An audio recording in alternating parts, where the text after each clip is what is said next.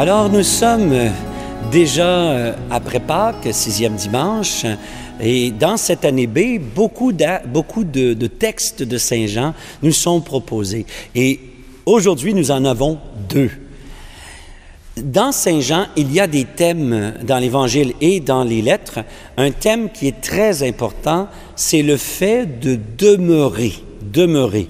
Alors, par exemple, quand il y a des premiers disciples qui se présentent à Jésus et les deux premiers disciples disent « Venez voir où il demeure ». Le mot « demeurer » est très important. Il se réfère principalement à cette belle image de planter sa tente. Le fait de s'installer quelque part pour y résider, pour y passer un temps long. Et donc, le texte que nous avons cette semaine, c'est sur le fait de demeurer dans l'amour du Père, demeurer dans l'amour du Père et du Fils, comme je vous ai aimé, etc. Et donc, aussi, dans le fait de demeurer sur une longue période. Parce qu'on le voit dans ce texte-là, mais on le voit dans d'autres textes, Jésus est capable de discerner dans le cœur humain qu'il y a beaucoup d'enthousiasme passager. Il y a beaucoup d'inflation rapide. Le monde s'enthousiasme, il part, ils sont heureux, etc. Mais la flamme s'éteint rapidement aussi. Les personnes peuvent entendre le message de l'Évangile et s'en réjouir et vouloir écouter Jésus davantage. Mais à un moment donné, ça s'atténue, ça s'éteint. Puis bon, si bien que la personne ou le message de Jésus est un peu oublié. Demeurer dans mon amour signifie vraisemblablement accorder du temps. Un temps qui est prolongé, de vivre avec le Fils, de vivre avec le Père sur une période. Pourquoi? Parce que nous ne sommes pas dans le registre du faire. Nous sommes dans le registre de l'amour. Et dans le registre de l'amour, il y a croissance de l'amour. Quand on aime, on grandit. Ça ne se peut pas quelqu'un qui aime vraiment qui ne grandit pas. Quand on aime, on grandit. Et un amour prolongé fait grandir, fait croître quelqu'un. Ce qui veut dire que demeurer dans mon amour, c'est de garder vive la relation avec quelqu'un. On ne peut jamais, en vie spirituelle, prétendre qu'on est arrivé ou prétendre qu'on a accompli tout ce qu'on avait accompli ou encore que Dieu, on l'aime parfaitement. Tout le monde, nous pouvons grandir, nous pouvons croître dans l'amour. Puis c'est justement le signe qu'on est en croissance, c'est le signe aussi, c'est-à-dire le signe qu'on est en croissance, c'est le fait que nous réalisions que tout n'est pas terminé, tout n'est pas accompli et qu'il y a encore de l'imperfection, il y a encore un manque dans l'amour. Mais il y a un autre signe qui ne trompe pas non plus. Et cet autre signe, c'est celui que le pape François a mis au cœur de sa prédication au début de son pontificat. Le signe de demeurer, que nous demeurons vraiment dans l'amour, c'est la joie. Comme nous le voyons très bien dans le texte, la joie, non pas la joie facile, la joie simple, elle est belle cette joie simple et passagère, les petits moments de la vie, ça c'est beau, c'est bien, il n'y a rien contre ça. Par contre, ce n'est pas la même joie que la joie qui nous est donnée dans l'amour, dans l'espérance et dans la charité, dans la croissance que nous avons. Et c'est pour ça qu'il n'est pas besoin d'être parfait pour être heureux. Il n'est pas besoin d'être un être accompli pour être heureux. Ce qui rend heureux, c'est d'être un être en croissance, quelqu'un qui avance, quelqu'un qui chemine, quelqu'un qui continue de grandir. Cette croissance dans l'amour, c'est ça qui rend heureux. Mais en même temps, c'est sûr qu'une croissance dans l'amour comporte une part de transformation, de crise, une part de difficulté. On grandit dans l'amour, mais aussi par moments, ça peut être un petit peu exigeant. Mais ça n'enlève pas cette joie profonde qui vient avec la croissance et avec un amour qui est vrai. Et quand on combine ça avec les textes les autres textes, donc les autres passages que nous avons, eh bien, c'est l'amour du prochain, c'est l'amour en vérité dans Saint Jean qui veut dire l'amour en comportement. Alors on se retrouve avec ça. Mais on se retrouve aussi avec un néo-converti, un nouveau converti qui s'appelle Corneille.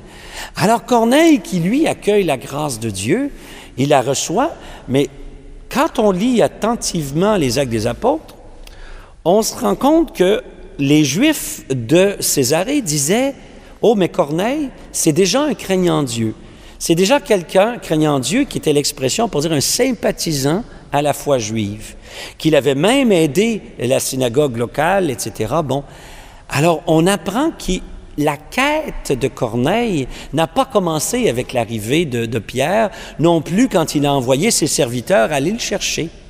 La quête de Corneille est une quête authentique, qu'il a habité une partie de sa vie, et c'est parce qu'il y a fidélité à cette vérité qu'est Dieu, qu'il a une vision d'aller chercher Pierre à Jaffa et de le ramener à Césarée. Alors, ce qui fait que notre Corneille, il connaît bien sûr une conversion. Et le Christ et l'Esprit Saint entrent dans sa vie. Et la surprise de Pierre, c'est que lui, il ne s'attendait pas à ce que l'Esprit Saint surgisse dans la vie de Corneille et de sa famille sans qu'il le demande. Et alors, on se rend compte dans un texte comme celui-là que nous sommes les instruments de la grâce de Dieu, mais la grâce de Dieu n'est pas limitée par notre action, qu'elle peut largement déborder notre action. Et de fait, la vie de Corneille témoigne d'une grâce qui précédait la venue de l'apôtre. Mais si Corneille, alors on se dit, bon, ben voilà, Corneille s'est converti, bravo, félicitations, qu'est-ce qu'on en sait du reste? Eh bien, si les premiers chrétiens ont mis dans les Actes des Apôtres le récit de Corneille, c'est parce que Corneille a continué d'être fidèle. Parce qu'au moment où, entre la conversion de Corneille et le moment où on a écrit les Actes des Apôtres, il y a un 25-30 ans qui existe, peu importe le nombre d'années. Mais il y a suffisamment d'années pour valider la vocation de Corneille. Et donc, c'est comme ça qu'on se retrouve avec certains personnages dans l'Évangile. Ah, il s'appelait Simon de Cyrène. Ah, il s'appelait Joseph d'Arimathie. Ah, il s'appelait Cléophas. Pourquoi nomme-t-on certaines personnes? C'est parce que, dont les recherches actuelles tentent à nous dire, c'est parce que ces gens-là ont continué d'être dans la communauté chrétienne. Et d'où vient que Cléophas s'est converti? Ou d'où ça vient ton histoire, Cléophas? Ah ben, ça s'est passé le jour de Pâques de telle année. Et puis donc, Cléophas, il a continué d'être dans la communauté chrétienne. Et là, à ce moment-là, c'est important de nommer dans la communauté chrétienne. Tu vois, il était là, Cléophas. Tu vois, il était là, Joseph. Et c'est comme ça qu'on comprend pourquoi on nomme certaines personnes. Il y a des gens qu'on ne nomme pas. Ceux-là, peut-être, on n'a jamais eu de nouvelles d'eux. Mais ceux qu'on nomme sont ceux qui ont été des témoins vivants et agissants dans la communauté chrétienne naissante. Sans doute, à Césarée, le centurion romain Corneille a été à l'origine d'un début d'Église et c'était important de situer dans les origines de l'Église sa conversion et l'accueil du Christ, la grâce du Christ par toute sa famille. Hein? Soit dit en passant, on oublie qu'avec Corneille, c'est toute sa famille. Hein? Alors, il y a la femme, les enfants, les serviteurs. Hein? Tout le monde rentre dans la foi de Corneille. Là. Les gens disent que c'est une invention des églises orthodoxes et catholiques de baptiser les enfants. Pas nécessairement, parce que dans l'Antiquité, un adulte qui se convertit, un homme en particulier, ben, toute sa famille adopte le culte de cet homme-là. Alors, ce qui veut dire que c'est toute la famille qui entre dans cette foi nouvelle. Alors, Tout ça fait que c'est très... Moi, je trouve que ce sont des beaux textes qui nous parlent de la durée, qui nous parlent de la continuité dans la relation, dans l'amour, dans le fait de demeurer dans l'amour entre le Père et le Fils, et que cette durée, c'est ça qui nous rend heureux. C'est pas le fait d'être parfait qui nous rend heureux, c'est la croissance dans l'amour qui nous rend heureux. Et parmi les signes les plus beaux, il se trouve la joie que rien ne peut enlever, dont nous parle l'Évangile. À l'heure où Jésus passait de ce monde à son Père, il dit à ses disciples: « Comme le Père m'a aimé, moi aussi je vous ai aimé. Demeurez dans mon amour. Si vous êtes fidèles à mes commandements, vous demeurerez dans mon amour. Comme moi, j'ai gardé fidèlement les commandements de mon Père et je demeure dans son amour. Je vous ai dit cela pour que ma joie soit en vous et que vous soyez comblés de joie. Mon commandement, le voici. Aimez-vous les uns les autres comme je vous ai aimé. Il n'y a pas de plus grand amour que de donner sa vie pour ses amis.